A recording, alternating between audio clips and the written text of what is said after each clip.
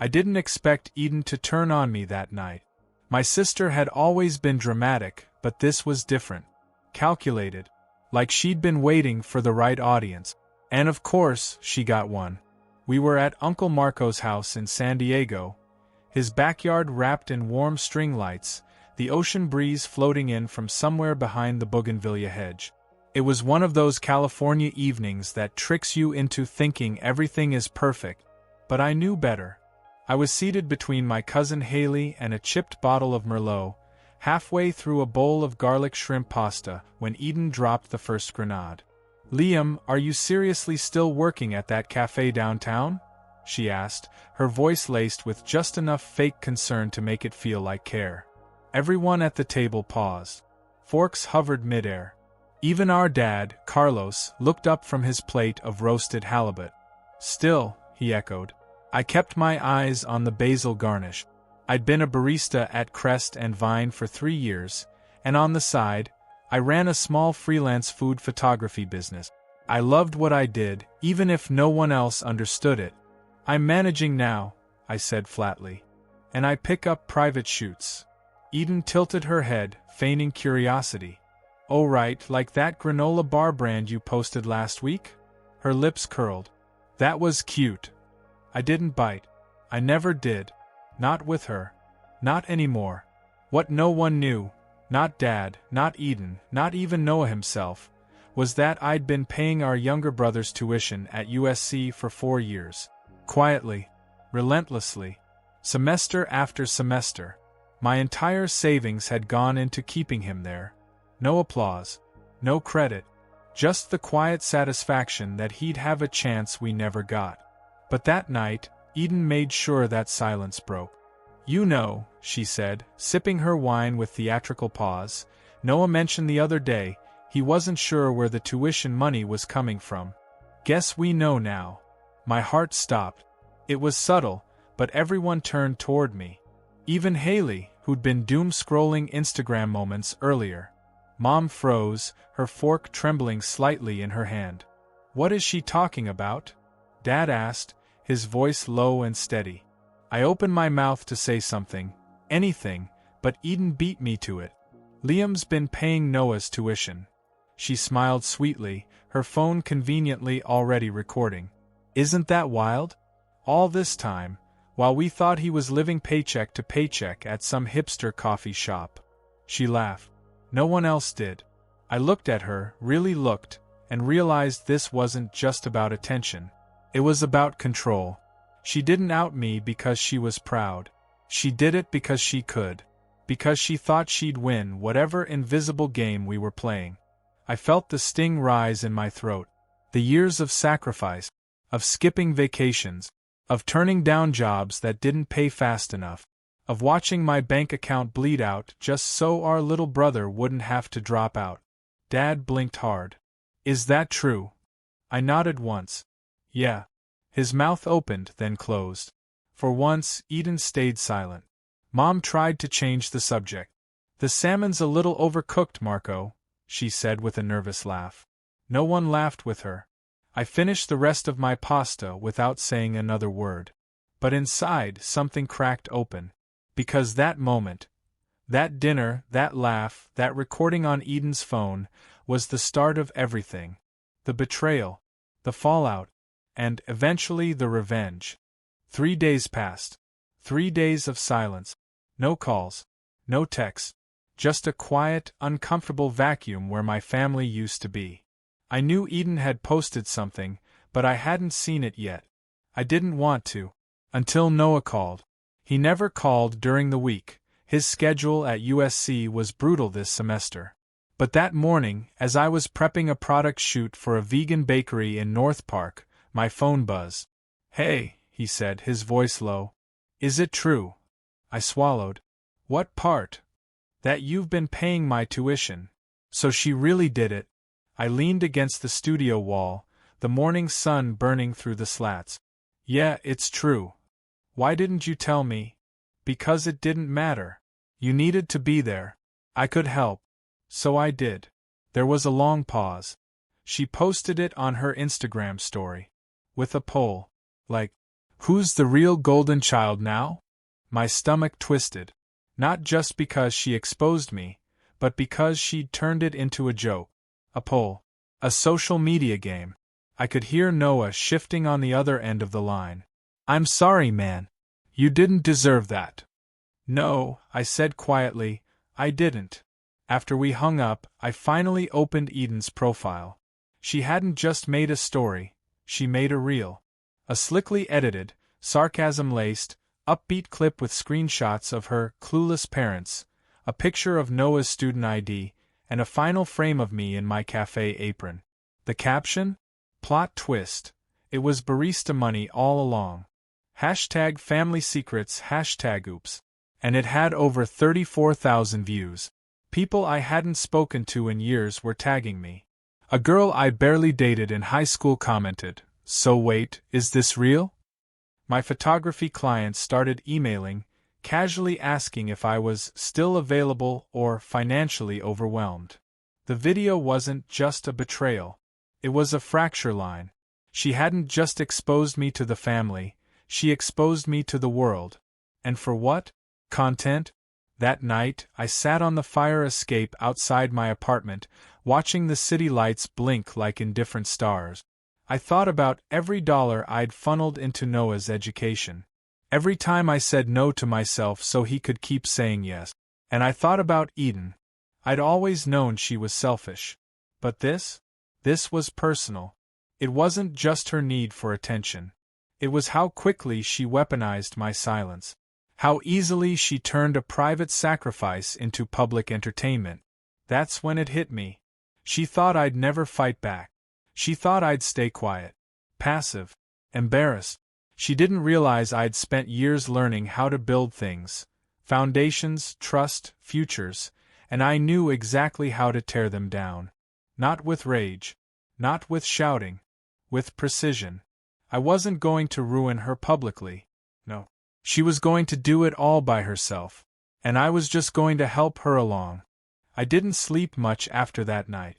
Not out of anger, though I had plenty, but from clarity. You don't walk through a storm like that and come out untouched. You come out sharper, quieter, more focused. I spent the next day combing through Eden's socials. Not just the posts about me, but everything she'd made over the last year.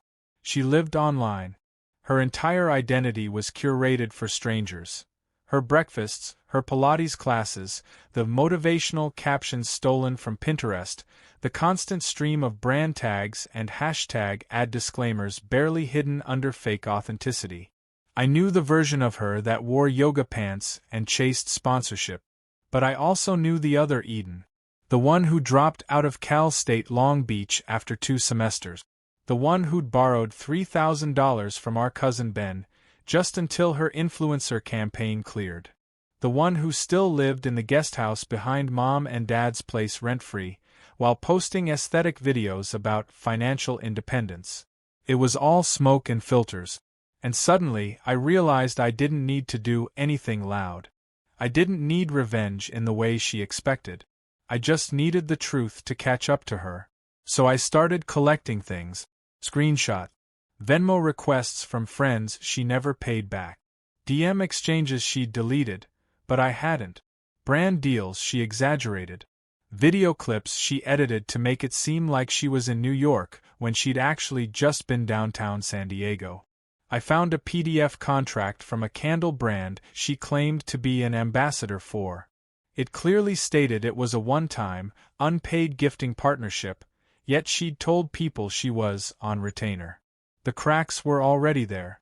I was just mapping them out. Meanwhile, I made sure to stay quiet. No reactive posts. No petty comments. I still showed up to work. Still posted my usual food shoot. Still smiled at regulars ordering macchiatos. Let her think I was licking my wounds. Let her relax. And she did. Eden kept posting. Kept bragging. Even made a follow-up video called, "My brother is mad at me." But I said what I said, person shrugging female sign. In it, she half apologized, half mocked, smirking through a filter that made her eyes look bigger and her cheeks impossibly smooth. By then, her video had passed 70,000 views. What she didn't know, what she couldn't see, was that the ground under her was already shifting. Because by the time her next post went live, I'd already scheduled a Zoom call with someone who could help me quietly. Someone who knew exactly what to do when a personal brand was built on half-truth. Someone Eden had ghosted 6 months earlier after promising cross-promotion. Her name was Lexi, and she had receipts.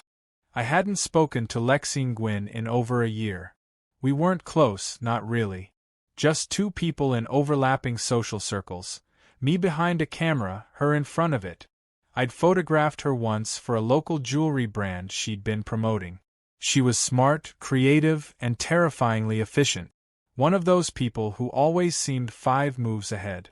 The last time I saw her, Eden had bailed on a joint shoot they were planning, something involving a skincare brand that was sponsoring a limited reel series. Eden had hyped it up like she'd landed a brand deal with Sephora.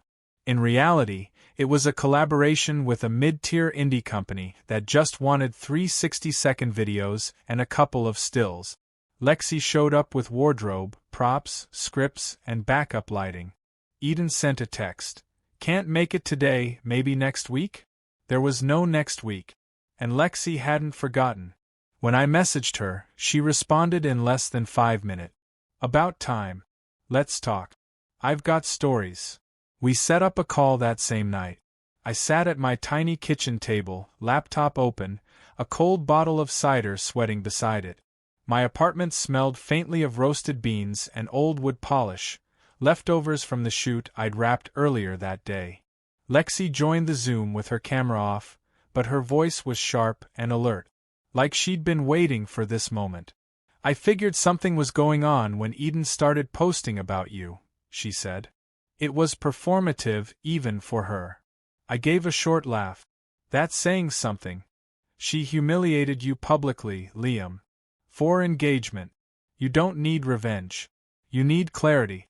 And maybe a little exposure." She paused, then continued. "You know she's still using my product photos, right? Ones she never paid for. Still tagging brands in them like she's sponsored." "I didn't know that. Want proof?" Lexi asked.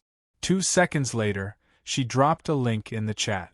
A Pinterest-style mood board, screenshots of Eden's feed with timestamps, overlays showing exactly which edits she'd cropped, which credits she'd removed. The receipts were clean. Brutal. Lexi wasn't out for blood.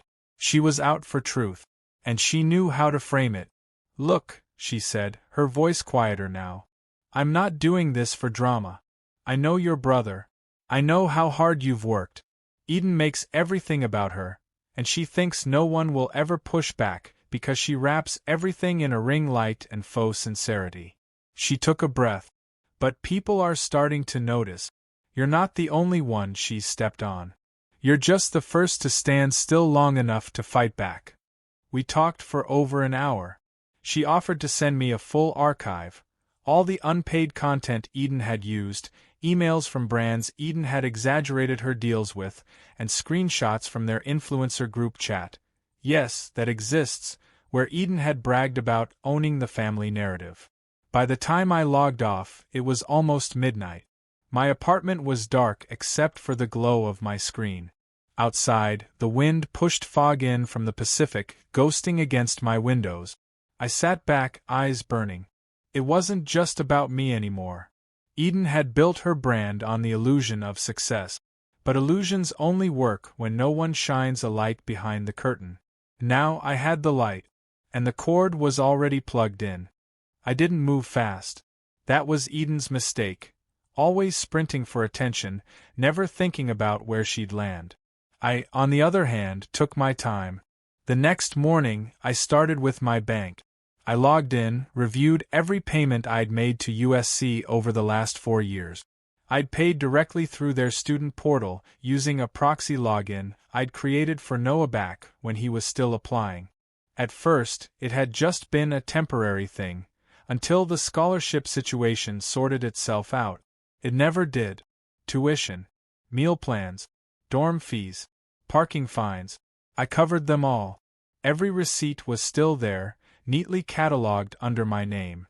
I downloaded everything into a folder titled, No One Asked. Then I opened a second tab, Google Drive, and uploaded the full archive.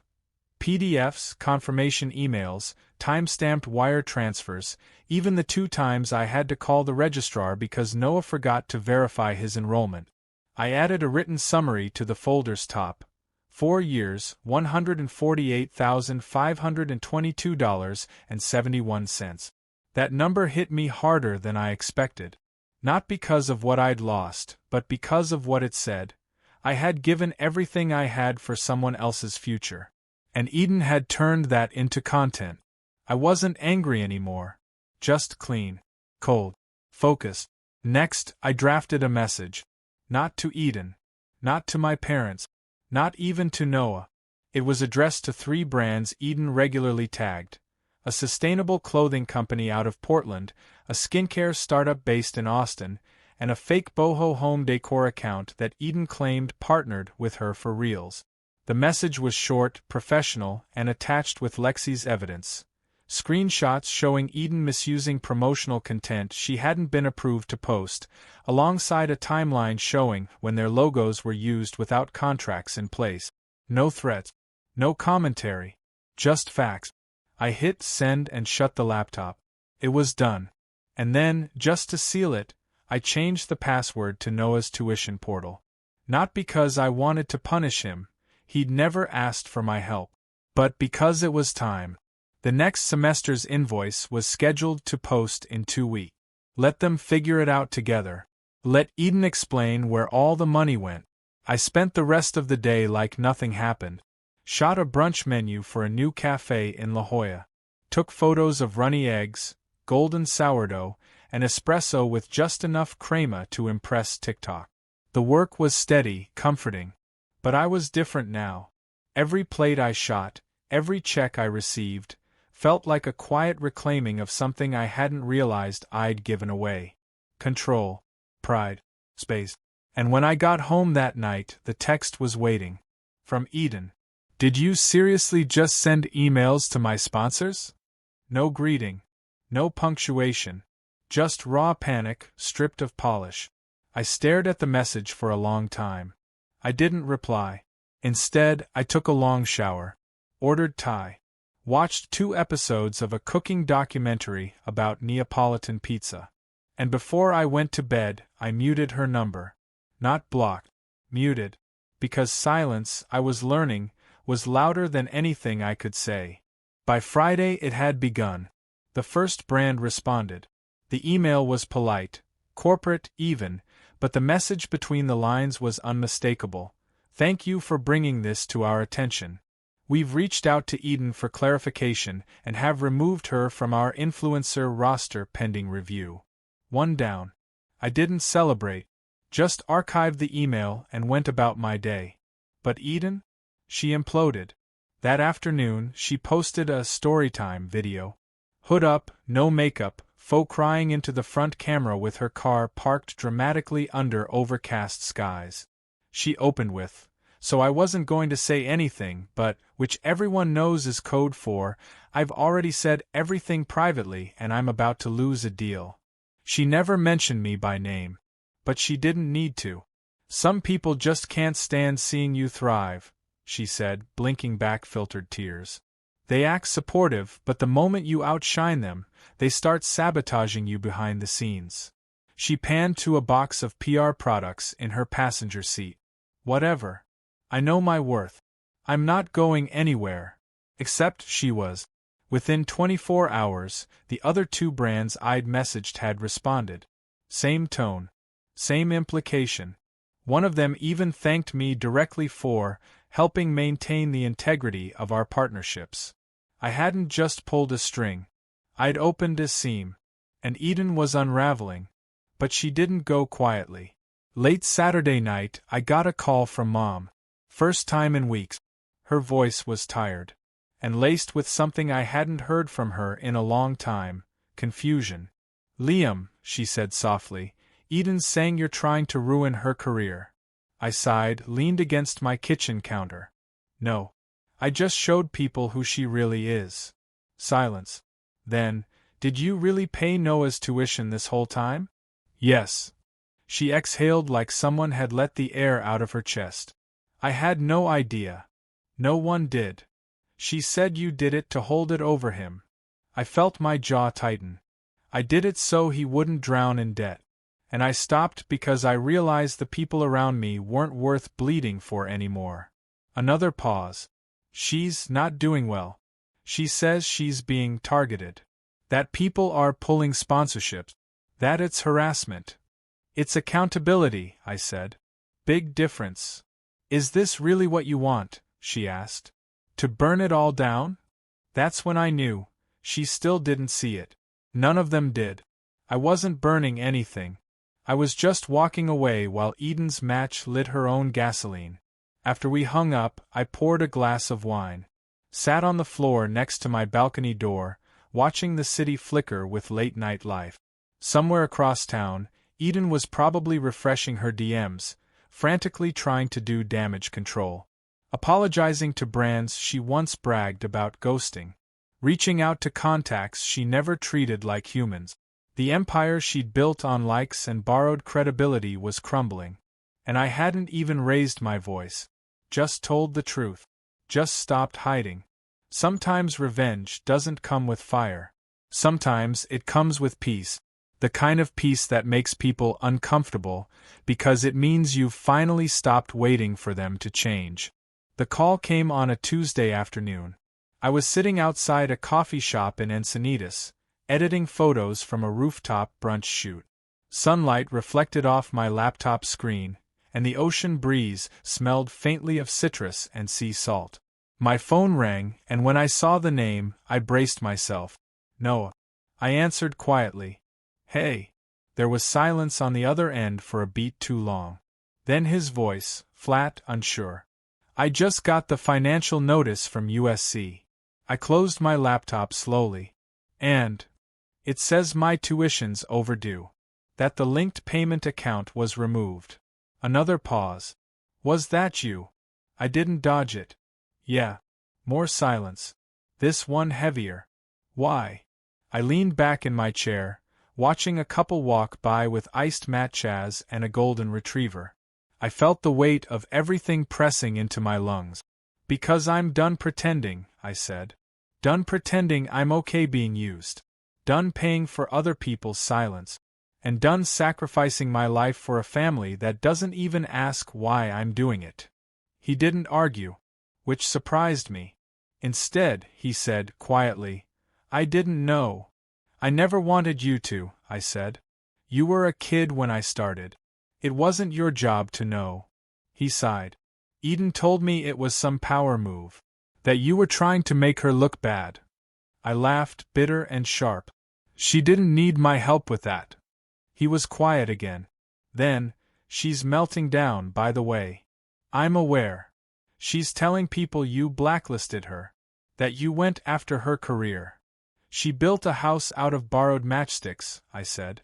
All I did was open a window. He exhaled. I should have said thank you. For everything. I didn't reply. Not because I didn't believe him, but because I wasn't ready to let the gratitude undo me. Instead, I asked, You gonna be okay? With tuition?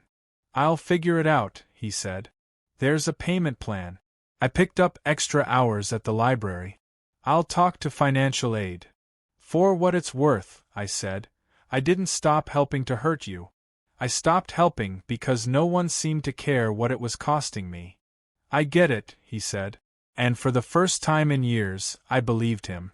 Before we hung up, he added something that stayed with me. Eden's always been good at getting attention. But you? You just did what needed to be done. No credit. No audience. Just loyalty. And if that scares her now, that's not your fault. After the call, I sat there for a long time, letting the words settle. The air felt different. Lighter. I wasn't looking for redemption. I wasn't trying to be the hero. But for the first time, someone had finally seen the full picture. And that was enough. That evening, as the sun dropped behind the ocean and the sky turned to wildfire orange, I opened a new file on my desktop. Liam Bennett Photography Studio Expansion Proposal. It was time to start building something for myself. With no secrets. And no apologies. The invitation came in the form of a group text from my mother. Family dinner this Sunday. Just us. 6 p.m. Please come. Just us meant Mom, Dad, me, Eden, and Noah. I stared at the message for a while. No emojis. No guilt-tripping. No details.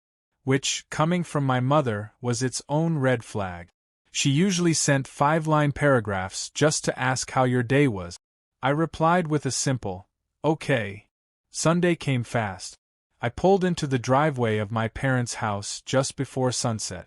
Same old stucco, same cracked driveway, same hummingbird feeder out front that hadn't been filled in months. The only thing that felt different was me. I wasn't walking and carrying 4 years of unspoken sacrifice anymore.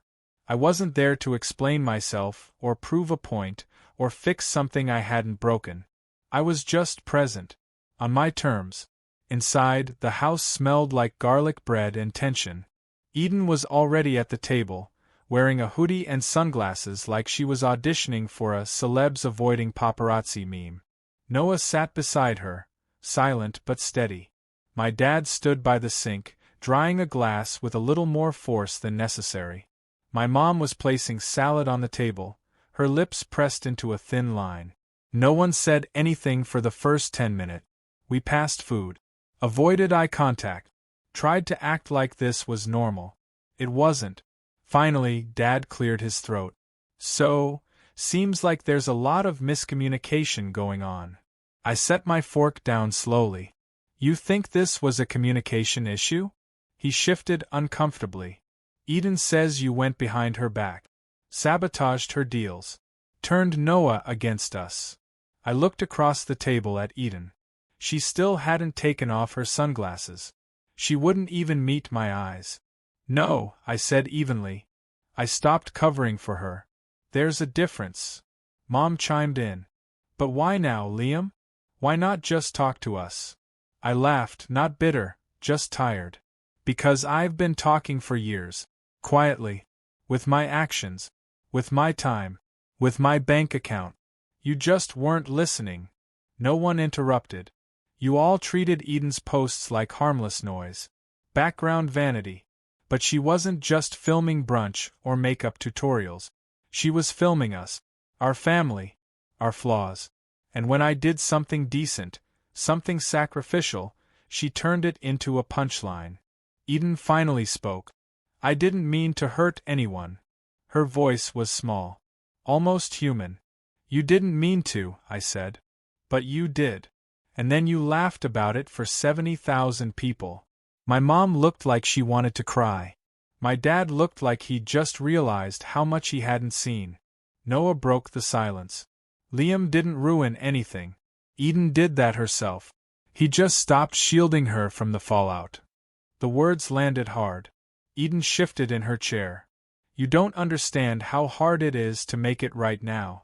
Everything's about numbers. Engagement. I can't afford for people to think I'm a fraud. You're not a fraud because people think you are, I said. You're a fraud because you are one, and you know it. The room went still. No shouting. No tears. Just air so thick with realization it was hard to breathe. After a long pause, my dad spoke. Liam, he said, his voice low, I'm sorry. We all should have seen what you were carrying. I didn't answer. Because some things don't need a response. After dinner, I stood to leave. My mom followed me out to the porch. You're not wrong, she said. But I still wish you hadn't had to do it this way. I wish I hadn't either, I said. But I got tired of being useful and invisible. She nodded. Slowly. Then did something she hadn't done in years. She hugged me. Not a quick pat or a performative gesture for show. A real one. And in that quiet moment, I realized this was the first time in a long time they saw me. Not the helper. Not the peacekeeper. Just me. And for now, that was enough. The weirdest part about everything wasn't the confrontation. It was the silence that followed. For the first time in years, Eden stopped posting about the family. No sarcastic captions. No passive-aggressive references to me. No cryptic haters gonna hate reels with lo-fi background tracks. Just silence. It was louder than anything she could have said. The Monday after the dinner, I woke up before sunrise and brewed coffee in my kitchen. The apartment felt different. Lighter. Like I'd cleaned out a storage unit I didn't even know I was paying for. I opened my laptop and stared at the expansion proposal I'd drafted weeks earlier. This time, I didn't hesitate. I sent it to 3 people. A commercial kitchen owner I'd worked with in North Park. A small events coordinator who hired me for food shoot. Jacob Green, a restaurant investor who once told me, "If you ever want to turn this into a studio business, let me know." I let it go. Not with fear, but calm. I had no idea what would come of it. But after years of putting myself last, it felt good to move first. Later that afternoon, I got a text. From Eden. Just a single line. Was it worth it? I stared at the message for a while. I didn't feel satisfaction. Not even victory. Just clarity. I didn't reply. I didn't need to. That same day, I got a call from Lexi. Her voice was full of dry humor. "Congrats," she said. "You made it to the group chat." "What group chat?" "The influencer one. There's a whole thread now. Half of them are mad at Eden for dragging the rest of us down with her fake stats, and the other half are asking who your photographer is." I laughed. "I am the photographer." "Exactly," she said. "And for what it's worth, everyone's on your side." "I don't need a side," I said. "I just needed to stop living on hers." We talked for a while, about photo shoots, about rates, about the weird culture of online image making. Then she paused. "Are you good?" she asked. And for the first time in a long, long while, I answered without hesitation. "Yeah. I'm good." That night, I took a walk through the neighborhood. No headphones. No phone. Just air. Just space. It was strange how quickly things had shifted. Not just on the surface, but underneath. I wasn't waiting for approval anymore. Wasn't editing myself down to fit into someone else's frame. For years, I'd been background noise in my own life. Now I was the one holding the lens. 2 weeks passed. No explosions. No dramatic finales. No surprise phone calls from crying relatives. Just life. The kind of life I hadn't realized I'd been waiting for. Noah sent me a picture of his financial aid award letter. Said he'd managed to negotiate additional work-study coverage. He was stressed, sure, but he was owning it now. Not hiding behind the illusion of being taken care of. Mom started texting more, but less urgently. Just simple messages. Made too much soup. Want some? Saw a food truck that reminded me of that one you liked in Austin. They didn't ask me for anything. And for the first time, I didn't feel like they were trying to manage me either. Even Dad sent a message. Just one. "I read your proposal. It's smart. If you want a second set of eyes on the financials, I'm around." That one I hadn't expected. I didn't respond right away. But I saved it. And that was a start. Eden stayed silent. I'd checked her profile exactly once. Everything was still there. The grid, the filters, the curated captions. But it all felt different now. Like looking at a store display you used to love before realizing everything inside was empty boxes. She hadn't posted since the family dinner. But I noticed she changed her bio. No more fake partnership. No more inflated credentials. Just her name. And a single line. "Learning to listen more than I speak." I didn't know if it was sincere. And to be honest, I didn't care. Because I wasn't living in her reflection anymore. Instead, I was in the middle of converting the spare bedroom in my apartment into a shooting space. Nothing fancy. Just a clean backdrop, good natural light, a new lens I finally let myself splurge on. I booked 4 new clients that week. Word was getting around, not because I made noise but because I delivered. Lexi introduced me to a local pastry chef who needed monthly content. A brewery asked about a full campaign for their new seasonal menu. I even started sketching out a brand of my own, just rough ideas, but for once the blank page didn't scare me. One night, as I stood in that spare room surrounded by tripods, softboxes, and my camera, I realized something. This was what freedom felt like. Not revenge. Not exposure. Just space. Space to move. To breathe. To build something that wasn't held together by silence. I took one last photo before packing up for the night, a close-up of an unfinished croissant under morning light. Flaky. Golden. Imperfect in the best way. I captioned it simply, "Sometimes growth looks like mess and crumbs. And that's okay." I didn't tag anyone. Didn't promote it. And it still got shared over 2,000 times. Funny how truth travels once you stop hiding it. The next family dinner happened in early spring. It wasn't a formal thing, just tacos in the backyard of my aunt's house. There were citronella candles burning, paper plates stacked high, and mismatched folding chairs around a long table. The kind of gathering where no one tried too hard. I wasn't sure I was going to go, but I did. And when I walked in, no one flinched. No tension. No passive glances. Just my mom hugging me like she always should have, and Noah handing me a soda like nothing had ever been broken between us. Eden was there too. She didn't make a scene. Didn't pull me aside. She just nodded once across the table. That was it. No apology. No speech. No attempt to spin it. Just acknowledgement. And honestly, that was all I needed. Later that night, after most of the family had drifted off into side conversations and second helpings, I found myself sitting on the back steps with Noah. We didn't say much. Just stared up at the stars through the glow of someone's patio light. After a while, he spoke. "You're different now," he said. I smiled. "Yeah. I know." He didn't ask why. He didn't need to. A few days later, I received an email from one of the brands Eden used to work with. The subject line read, "Would love to hire you for a shoot." There was a time I would have hesitated. Now I read it, smiled, and replied, "Absolutely. Let's build something real." That weekend, I opened a new account, not a savings account, not an emergency fund. A studio fund. I named it after something Lexi said to me on our second call, something that stuck with me like truth always does. You don't need a stage. Just a foundation. And that's exactly what I was building now.